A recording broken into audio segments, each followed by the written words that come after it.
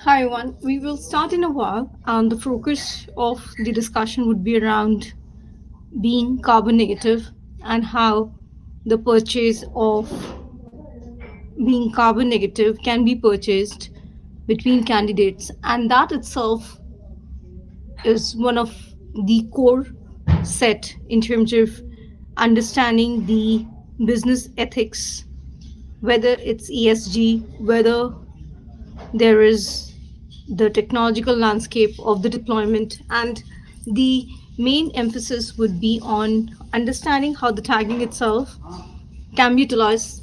And I'll give you some use case scenarios for this as far as being carbon negative is concerned, how at an individual level you are carbon negative, and that itself can be exchanged with the enterprises and the stakeholders in lieu of deficit at any given point of time, because water scarcity is a real issue right now in 2025 and beyond.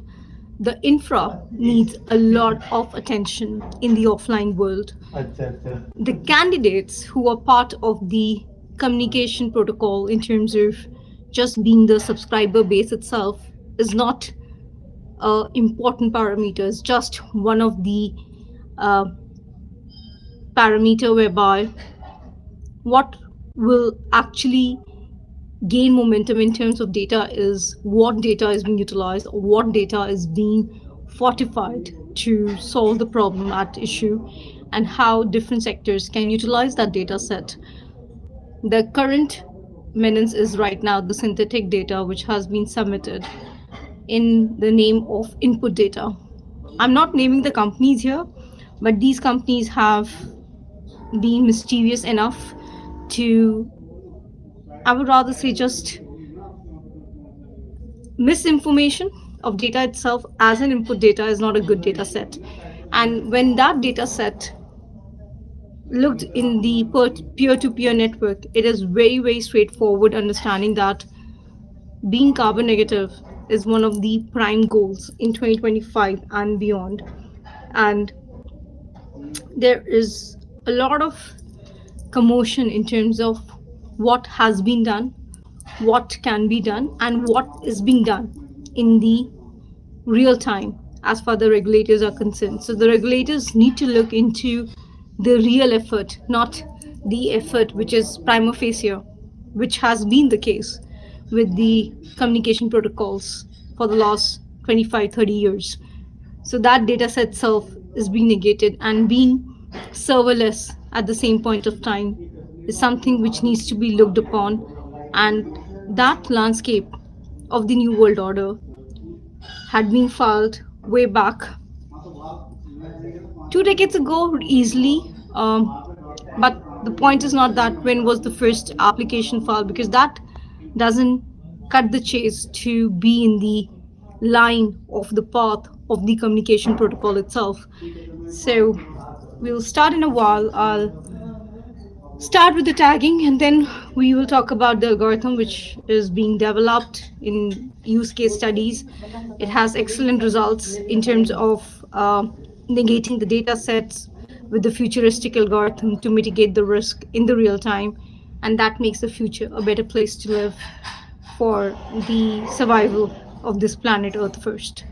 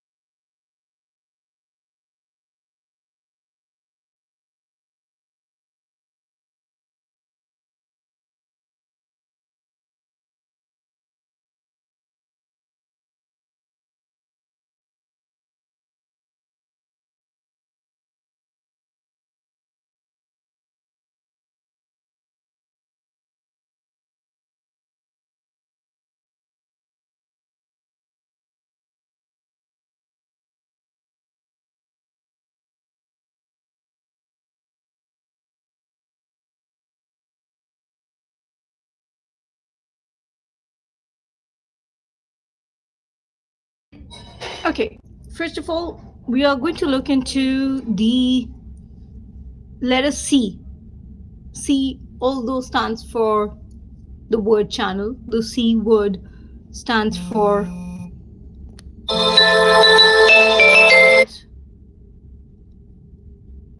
okay. The word C stands for the letter channel, the letter channel. The word C stands for the letter communication.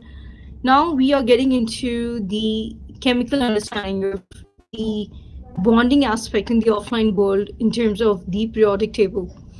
And perhaps we'll look into the tagging of the.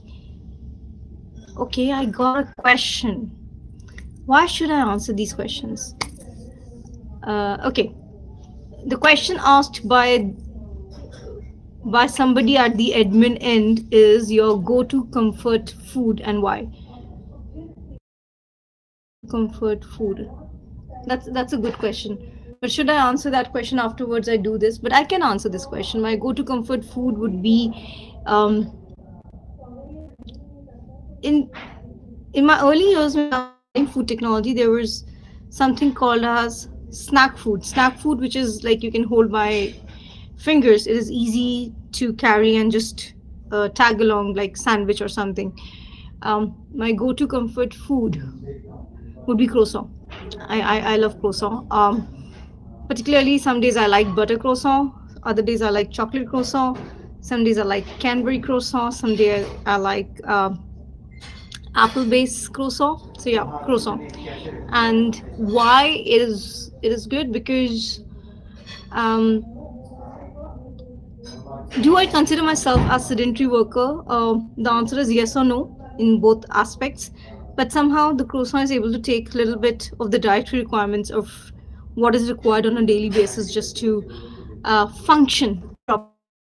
So that would be my comfort food. But I have seen this when this is uploaded. They don't show the question to the uh, other side of the UI. So I can see at my end at the UI, which is your go-to comfort food and why. Coming back to the tagging part of the chemical reactions. So let's deep dive into the chemistry. So C is stands for chemistry and metallurgy. C21 is metallurgy of iron. And particularly from the viewpoint of circular economy, whatever garbage in terms of folks who just change everything in season or two, that given to another authority in terms of this. There's a big business around it, uh, and that is then refurbished into something which is reusable, whether it's jewelry item or stainless steel and the like.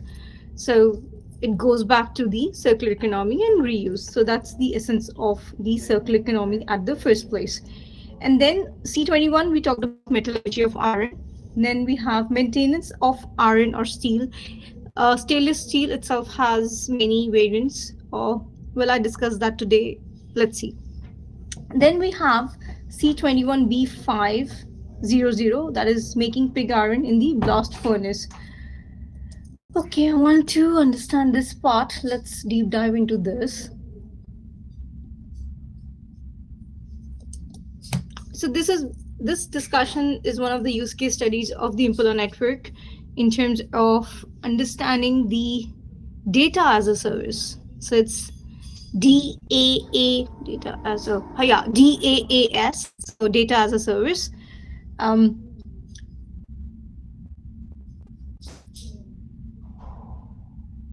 okay, now when we are trying to understand the conditions of the coke or the characterization of the coke, here we are talking about something else.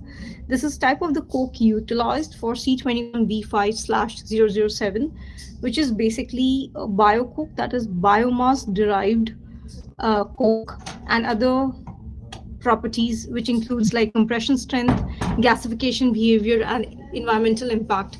Way back somewhere from 2007 to 2011, I worked on a biomass bioreactor. Very interesting case study that's there in the public domain. If somebody can get a hand on it, that would be great. So it was particularly in this particular commission of what was commissioned to us was to first so-called folks who were employed in this particular company. The company was UK based company. It was UK based company. So-called people who were working on it were of Malaysian origin, and they went back to Malaysia to get this stuff protected under intellectual property rights. Now, this had to happen.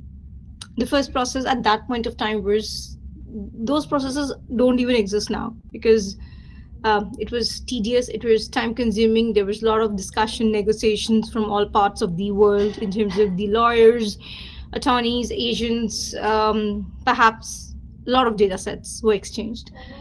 So, when we are talking about this IPC C21B5007, we are trying to understand the operational conditions in a blast furnace, which is taking into parameters like the temperature zone, and how different coke behave under these conditions. For example, biocoke can maintain structural integrity better than the coal coke under the load and contributes to the reduction zone by releasing and reducing gases like carbon monoxide and hydrogen.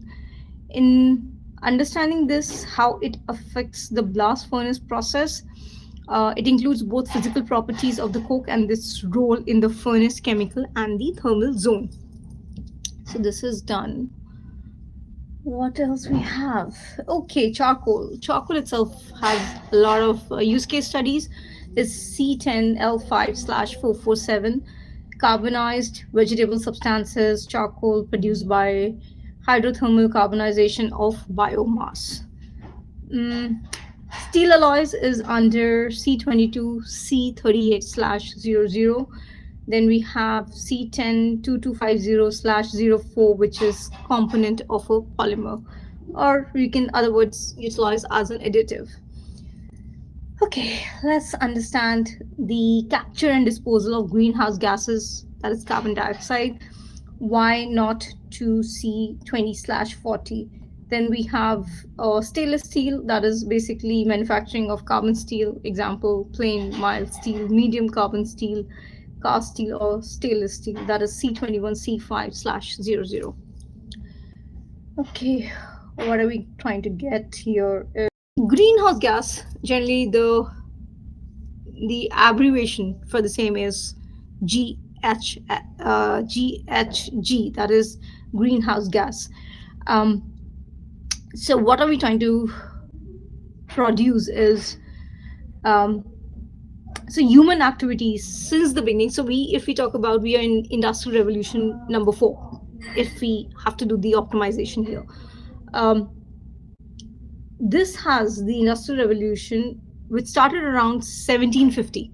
So we are going back to the timeline of 1750, and it has produced 45% increase in the atmospheric concentration of carbon dioxide.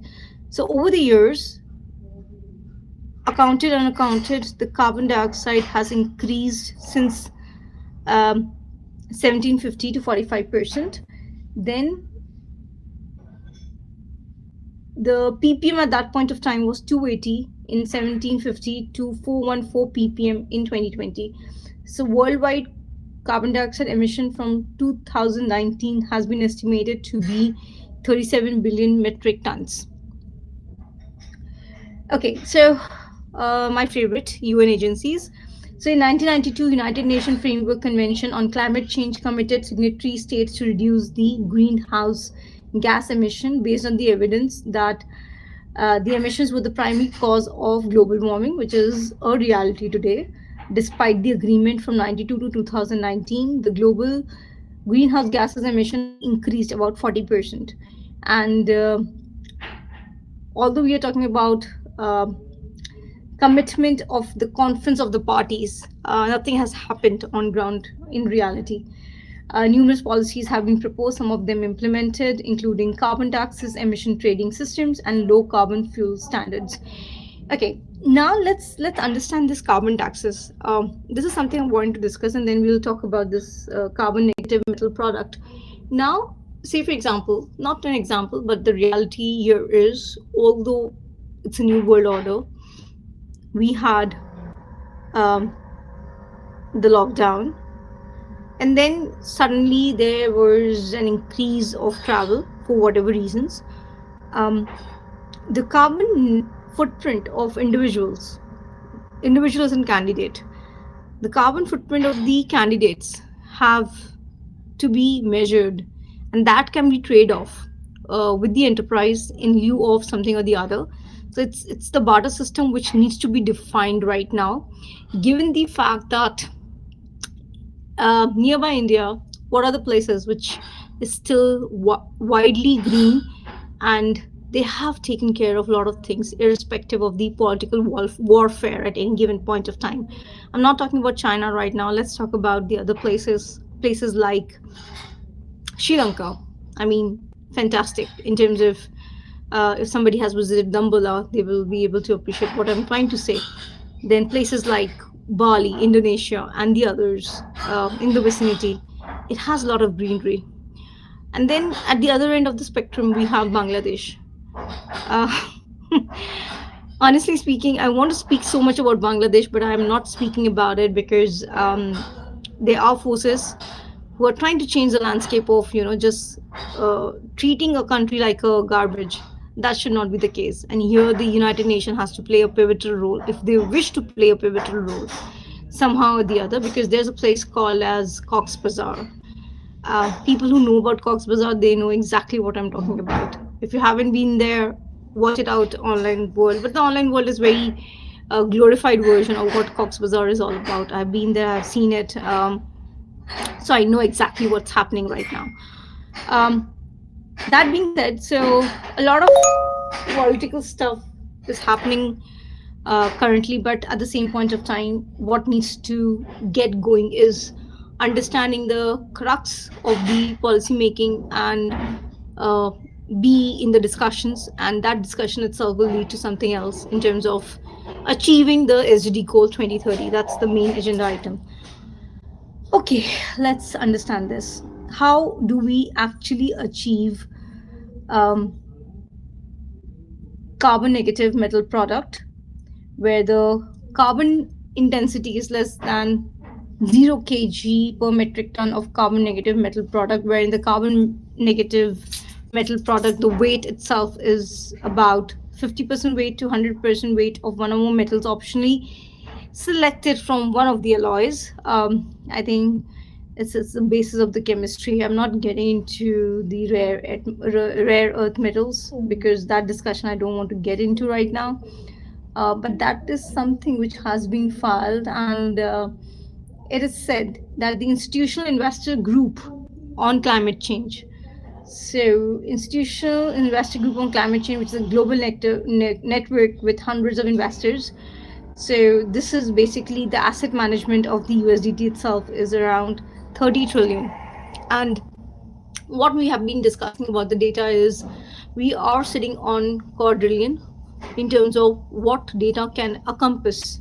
Given the data fact, folks are still talking about the regulatory aspect, and they have taken some steps thinking that this is the reality of the world. The answer is big no, because the reality would be what India and China, uh, when they come together and they are able to mitigate and be the superpowers and mitigate everything which can be done in the shortest possible time, at the same point of time achieve the SDG goals 2030. And it's very, very simple. When you help your neighbors, then the magic happens. So magic here is the alignment of the resources, the alignment of human resources. And when I say the best thing about our current ministers in different capacities, they have been talking about the human resource. Even if some countries are sending back the manpower back to the country, they would be shifted back to other countries nearby, whether it's China, whether it's Malaysia, whether it's Singapore. I don't think so Singapore would be that important right now, but places like Sri Lanka and the like, where there is a lot of infra which already is developed by China. And uh, the point of contention would be how right now Bangladesh is being treated, how that treatment can be mitigated with the interference of the and on the alignment of the trade related aspects of intellectual property rights, that's the TRIP agreements, and what other agreements are being signed to mitigate the current understanding of the powers. So we did this. I'm putting myself on mute. I'll discuss one more application and we are good for today.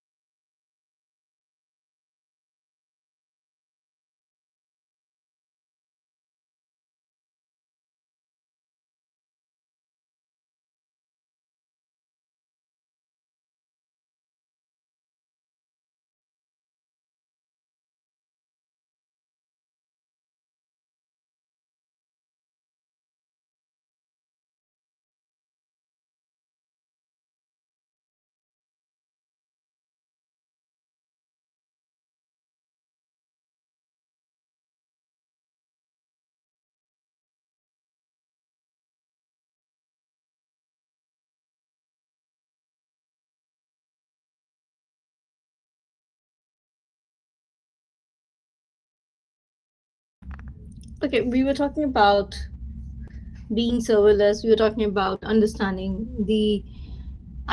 of what cloud customers are all about. So let's first understand the cooling needs, because when we're talking about data servers, a lot of cooling resources are required, whether the other available technology at hand.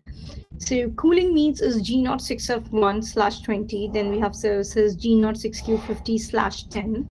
Carbon dioxide is B01D2257/504.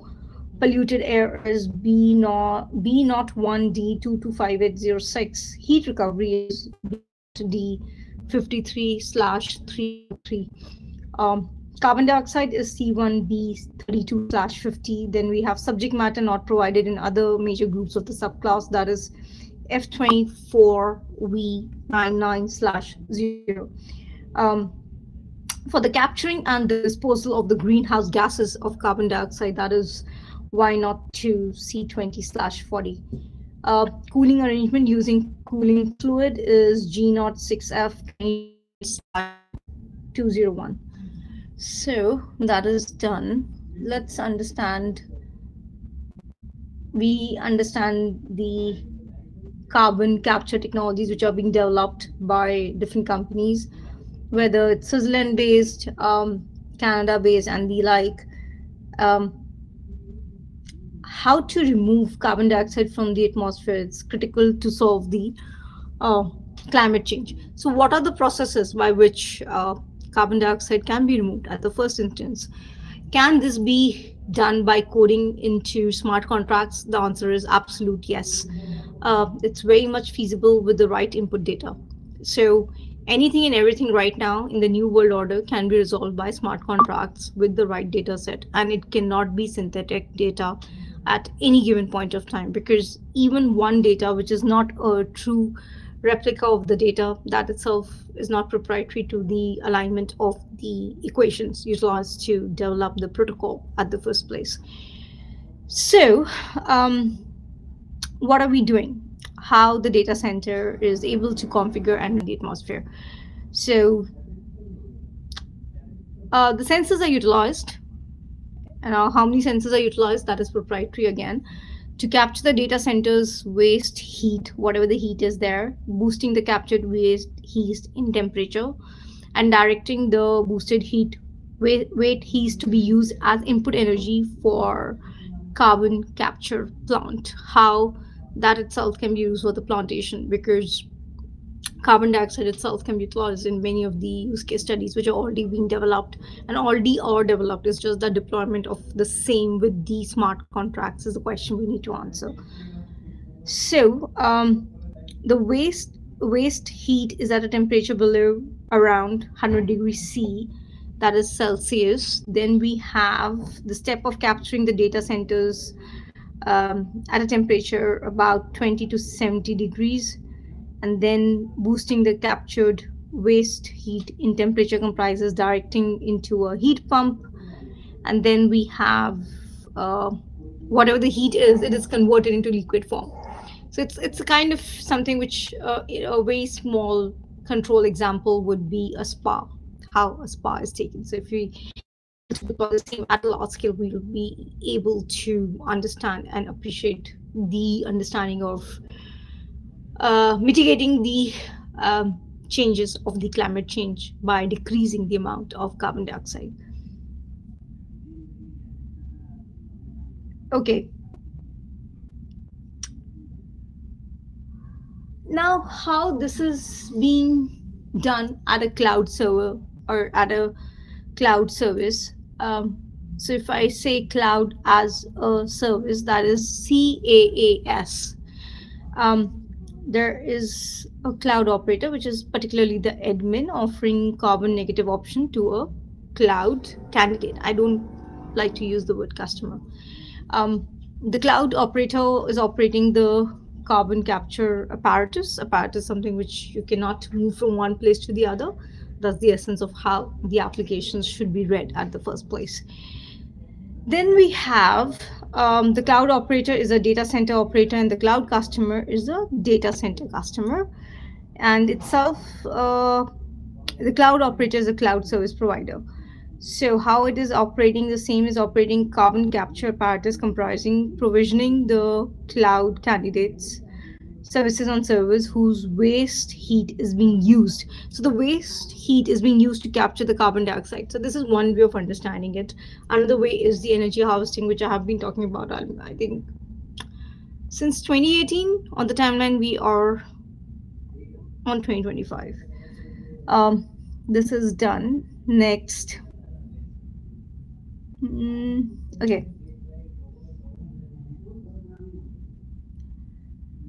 So the steps include determining the energy required by the cloud candidate and allocating the energy used by the cloud candidate against the input energy for operating the carbon capture apparatus. And the apparatus itself can be something which is developed, and the easy route is always the licensing rather than developing something of our own, because most of the tech is already developed in the world. It's just that have your licensing done, understand the licensing input, and that input would take care of the output. So that's a summation for today. Synopsis is very simple. Keep your carbon footprint low as possible, because then you'll be able to use those credits to get things done in a fast, speedy manner in the real world. That is basically in the offline world. Thank you for watching this out. Have a great day ahead.